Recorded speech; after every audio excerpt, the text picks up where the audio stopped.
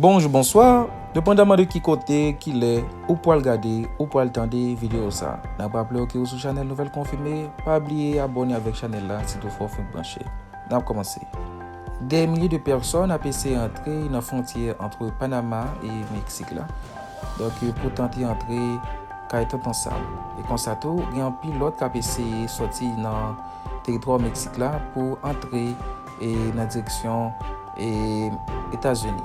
Mais comme nous connaissons déjà, Joe Biden parlait, il fait qu'on est bien clair pour tout le monde qui était là, pas venir, pas entrer.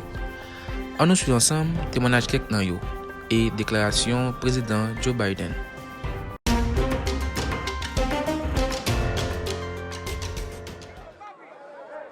Il est 8 h du matin au village de Barro Chiquito. La police des frontières panaméennes se prépare à transférer plusieurs centaines de migrants vers des camps de quarantaine.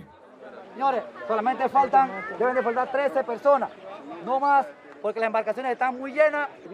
Alice Robinson. Ils viennent du monde entier. Après une année de pandémie, ils voient s'ouvrir de nouveau cet étroit et difficile passage vers l'Amérique du Nord. Dos Burkina Faso, dos Sudán, Dos Sudán. 7 masculinos de Haití y una femenina. Sí, tenemos de diferentes. Il y a de toutes les nationalités, des Palestiniens, des Afghans, de tout. Tous ont marché pendant au moins 5 jours à travers une jungle impénétrable, le Darién, une immense barrière végétale séparant la Colombie du Panama. Aucune route ne la traverse. Le chemin a été très dur. On s'est fait voler tout ce qu'on avait. On dormait par terre. On n'avait rien à manger. Et on n'a pas d'argent. Rien. Une odyssée qui fut pourtant le seul recours pour Hanis, alors que les portes de l'Europe se sont fermées. Il n'y a pas de vie dans mon pays. Pas de salaire. Les docteurs ne sont pas payés. On nous donne ensemble déclaration président Joe Biden.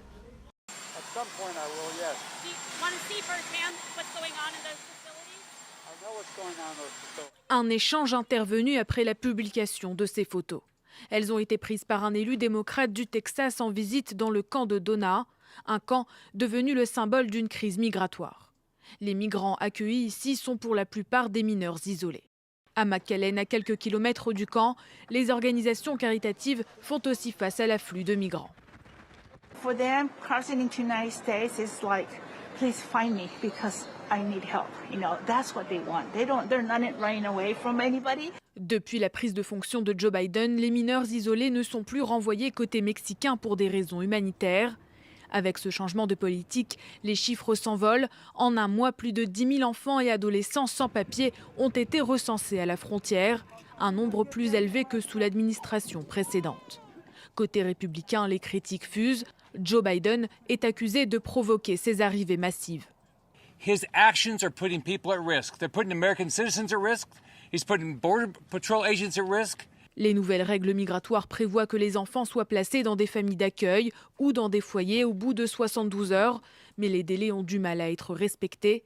Les élus démocrates du Texas demandent, eux, plus de moyens pour les services fédéraux.